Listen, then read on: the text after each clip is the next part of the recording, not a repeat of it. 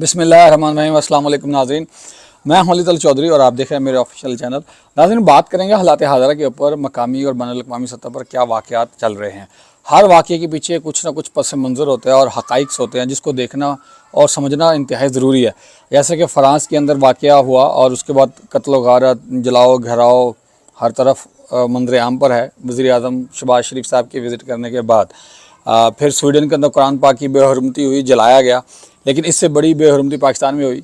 वो क्यों हुई, किस तरह हुई, वो भी मैं आपको बताता हूँ।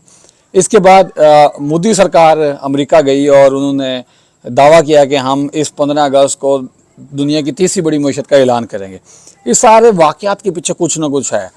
मैं 9 मई को बड़ा वाक़या इसलिए गर्दान दे रहा हूँ क्योंकि वहाँ पे हर तबका ज़िंदगी ने मज़म्मत की, पुरज़ोर मज़म्मत की, इज़हार यकजहती का इज़हार किया वगैरह वगैरह।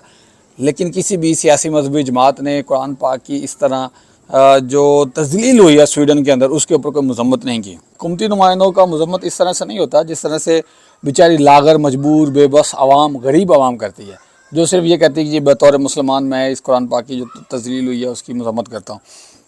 हुकूमती नुमाइंदे ऐसे नहीं करते। हुकूमती नुमाइंदे जितनी डील्स हुई होती हैं वो कैंसिल करते हैं, अवामी दबाव डलवाते हैं, बैनुल-अक़वामी दबाव डलवाते हैं और बैनुल-अक़वामी दबाव के अलावा उनके जो सफ़ीर हैं उनको बाहर भेजते हैं। फिर जो दोस्त ममालिक होते हैं उनसे रिक्वेस्ट करते हैं और कुछ ममालिक को प्रेशराइज़ करते हैं कि भाई इनके साथ डील सारी की सारी कैंसिल करें, इनके साथ लेन देन बंद करें, इनके जो सफ़ीर हैं उनको बाहर भेजा जाए। लेकिन ऐसा नहीं कर सके। अब 58 हमारे इस्लामिक मुल्क हैं या 57 इस्लामिक मुल्क हैं, उसमें से किसी एक मुल्क ने शायद ऐसा किया है, लेकिन वो भी बेचारा बड़ा गरीब मुल्क है, कोई ऐसा उसके इस तरह करने से फ़र्क नहीं पड़ता। लेकिन मसला ये है कि हमारे 57-58 इस्लामिक ममालिक में से किसी एक मुल्क का दस्तूर, आइन, कॉन्स्टिट्यूशन ऐसा नहीं है जो कुरानिक हो या कुरान का जो हुक्म है उसके मुताबिक हो। क्योंकि जो कुरानिक कॉन्स्टिट्यूशन होता तो वो लोग कभी भी इस तरह की जसारत या हिम्मत ना करते जिस तरह से वो पहले करते हैं। कभी फ्रांस करता है, कभी स्वीडन करता है, कभी नॉर्वे करता है, कभी कोई करता है। अब मसला ये है कि हम लोग जितनी तौहीन एज ए मुसलमान हम कुरानी अहकामात की करते हैं, इतना कोई नहीं करता। हमारे मौलवी तो इस चीज़ की बात नहीं करते। क्यों? क्योंकि हमारे मौलवियों को तो हलवा खान से फुर्सत नहीं है। वो किस तरह? इस तरह के कुरान पाक तो कहता है, डायरेक्ट कहता है कि सूद का लेन देन करने वाले डायरेक्ट अल्लाह पाक से जंग करते हैं। और हम तो 72 सालों से IMF और वर्ल्ड बैंक के कर्ज़ों के ऊपर, सूद के ऊपर चल रहे हैं और हमारे बड़े बड़े मौलवी कर्जा लेते हैं, सूद लेते हैं और बड़ी खुशियां मनाते हैं। जिस तरह की अभी 3 अरब डॉलर की बातचीत की हमने, और उस 3 अरब डॉलर का जो किस्सा है, कहानी है, वो बड़ी लंबी चौड़ी है। 3 अरब डॉलर पे हमने मिठाइयाँ बांटी, खाई। इससे पहले हमारे जो अरस्तु थे उन शोर और गुलगुबारा डाला था, किया था कि अब IMF से कर्जा नहीं लेना चाहिए, ना हमें गिरवी रख दिया वगैरह वगैरह। और 174 अरब रुपए में हमने कराची भी गिरवी रख दिया, कराची का एयरपोर्ट गिरवी रख दिया, मतलब कि कराची पूरा गिरवी रख दिया।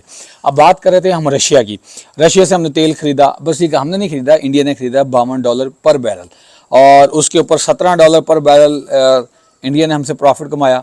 फिर वो ऑयल जो है वो दुबई गया, फिर दुबई वालों ने प्रॉफिट कमाया, फिर पाकिस्तान आया।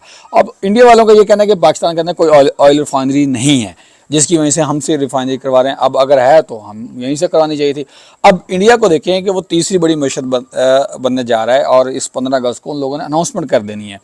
क्योंकि उन्होंने 1,45,000 किलोमीटर के मोटरवेज और हाईवेज बनवाए हैं। ये एक छोटी सी बात है।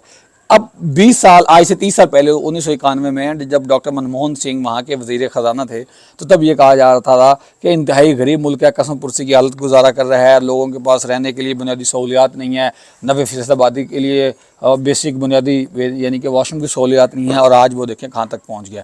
अब मसला ये है कि हर एक मसले के पीछे हक़ाइक़ और हकीकत कुछ और होती है। जिस तरह 9 मई का सानिया हुआ, इसके बाद इतनी पुरज़ोर मज़म्मत हुई और शदीद अल्फाज के अंदर ये हुआ वो फलां, आप सब लोग बखूबी जानते हैं। लेकिन उसके पस पर्दा मंजर था क्या कि किसी एक ख़ास जमात को किनारे लगाना था।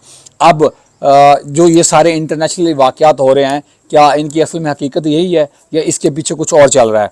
और इन सारे मामलात को समझने के लिए हमें कम से कम ये एक बुनियादी सोच अपने दिमाग के अंदर लानी है कि अखबार के अंदर जो भी खबर आती है उसके ऊपर अंधाधुंध यकीन नहीं करना, और देखना यह है कि उसके पीछे हक़ाइक़, पस मंज़र, वजूहात क्या हैं जो हमसे छुपाई जा रही है, हमें दिखाई जा रही हैं।